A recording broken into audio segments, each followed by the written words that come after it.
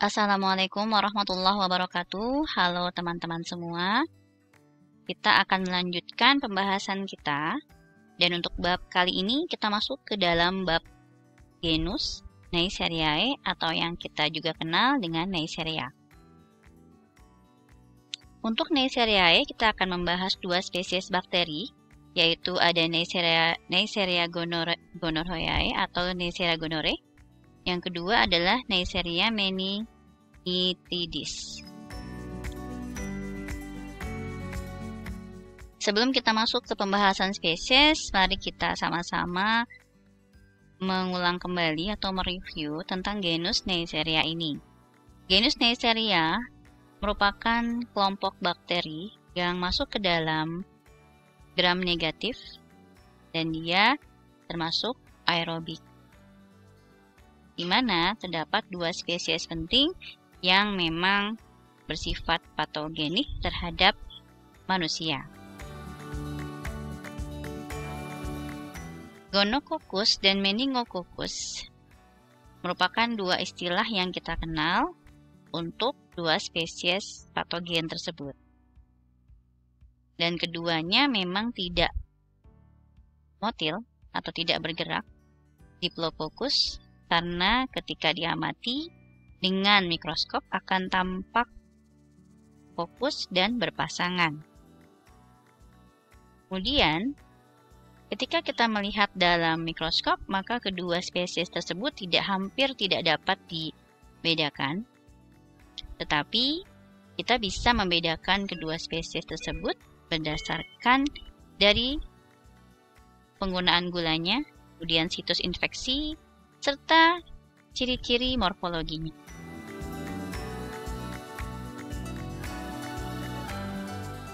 Kita lanjutkan ke morfologi, identifikasi, dan cara kita kulturkan bakteri. Untuk Neisseria sendiri, seperti tadi yang sudah disampaikan di awal, bersifat aerobik, gram negatif, tidak bergerak, Diplococcus, dan dia memiliki diameter kurang lebih 0,8 mikrometer.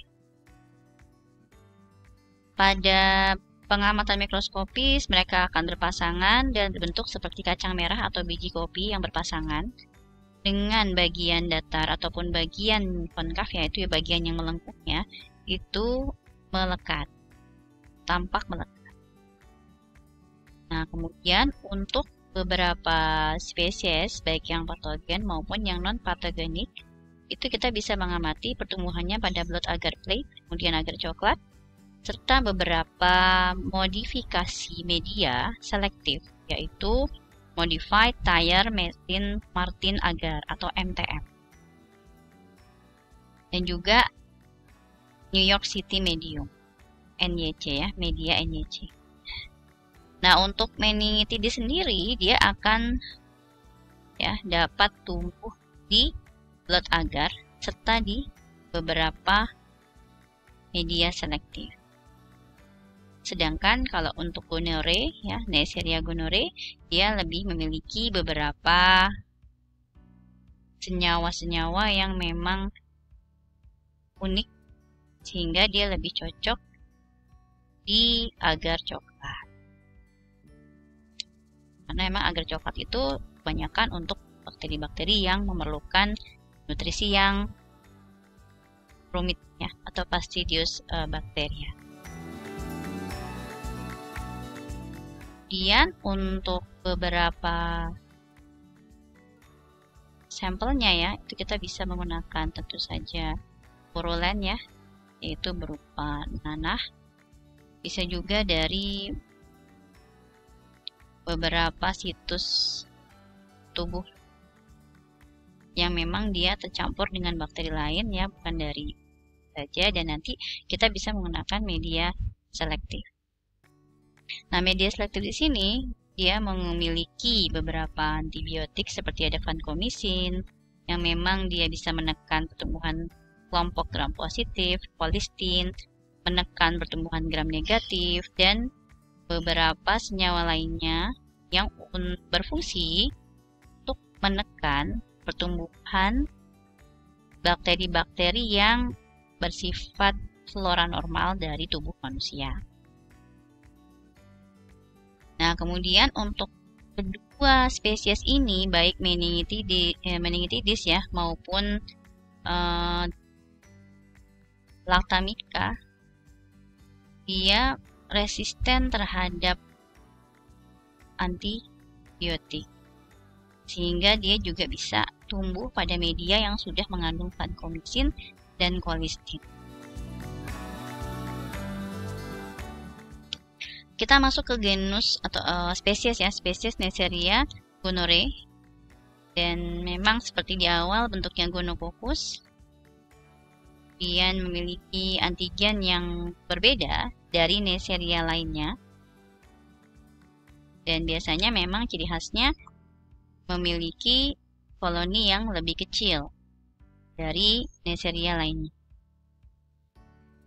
Nah, termasuk di sini si Neisseria gonorrhoeae ini dia memerlukan arginin, hypoxantin, dan urasil.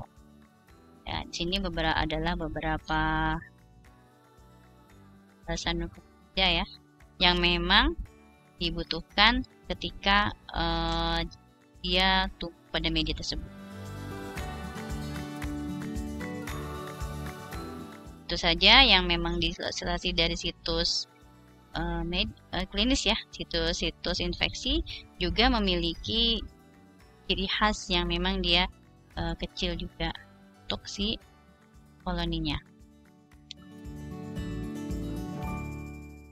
Kemudian di sini juga si bakteri tersebut memiliki beberapa protein ya. Nah, untuk pada media-media yang non-selektif, nanti dia bisa tumbuh dan menghasilkan koloni yang transparan ya, dan ini bisa juga dikaitkan atau terkait dengan keberadaan dari protein pada permukaan dari tubuh bakterinya, yaitu ada protein OPA.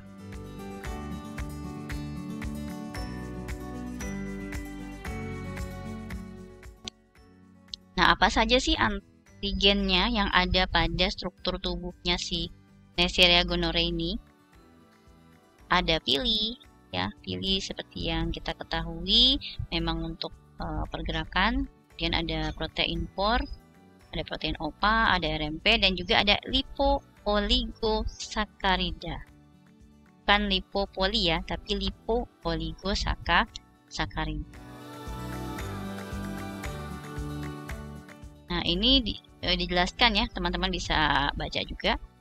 Nah, kalau ini memang dia untuk pergerakan, dan pada masa-masa yang memang sesuai, pilih dapat digunakan untuk reproduksi seksual dari bakteri dengan pertukaran materi genetik. Ya. Kemudian ini ada pore protein, dan dia memang extends through the gonococcal cell membrane, berarti dia memang ada di membran selnya ya, karena seperti yang kita ingat, sel bakteri itu ada lapisan peptidoglycan, kemudian ada lapisan membran sel. Kemudian di sini ya, sebenarnya kalau ada serum manusia itu gonococcus itu bisa mati. Ya, tapi memang ada juga yang dia bisa bertahan. Nah, ada OPA protein. Nah, nanti dia ya. Nanti dia bisa bertahan pada si sel inang, membantu pelekatan dari gonococcus pada sel yang memang dia melekat di sana, yaitu reseptor sel-sel terkait. Jadi memang protein-protein antigen ini memang spesifik untuk si Neisseria gonorrhoeae ini, dia bisa bertahan hidup.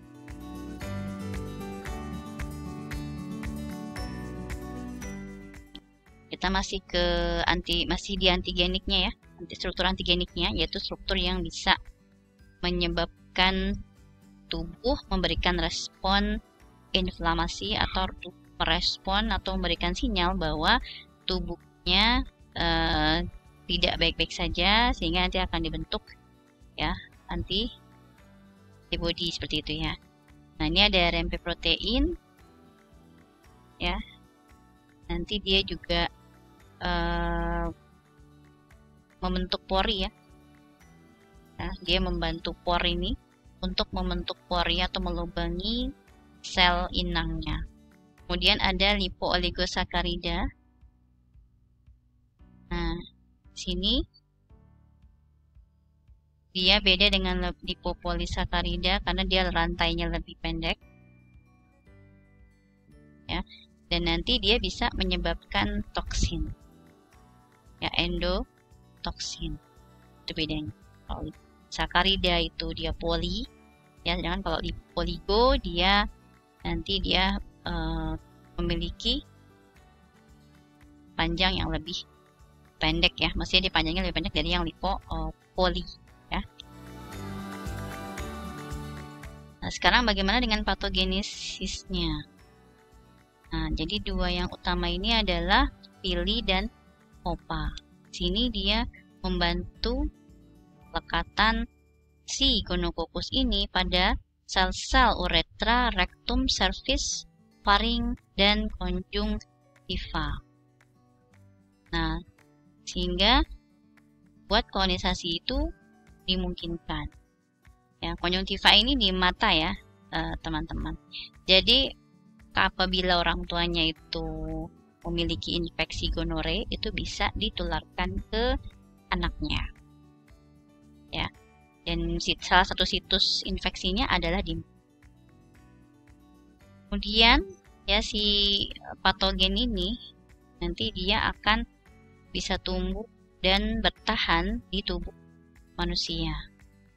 Ya. Semuanya baik gonococcus dan meningococcus itu memproduksi protease IgA yang apa fungsinya?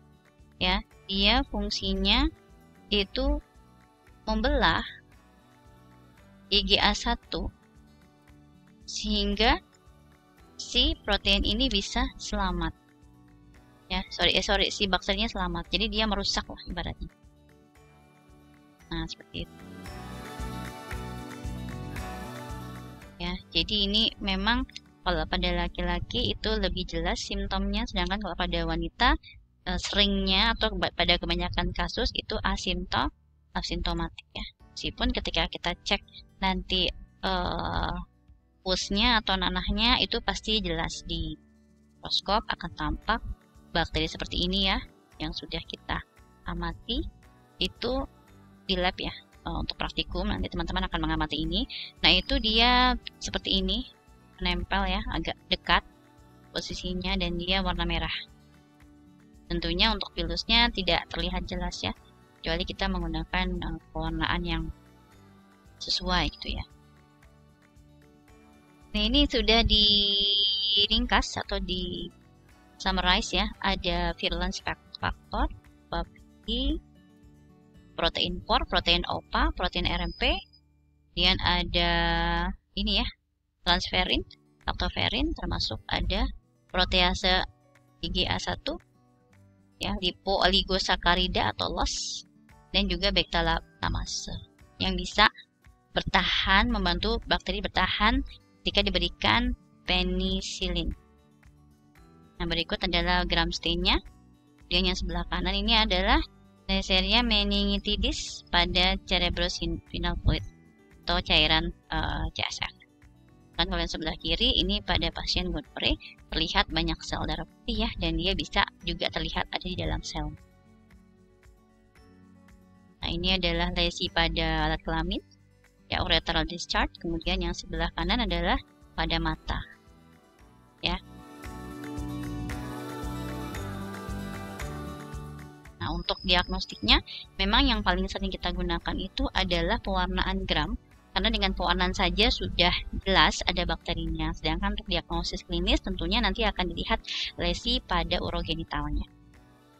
Nah, untuk biakan sendiri kita bisa menggunakan MTM, Modified Thyremartin Medium, ya, dengan kita inkubasi di inkubator yang memiliki karbon dioksida sebanyak 5%.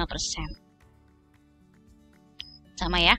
Nah, untuk serologi tentunya kita menggunakan serum.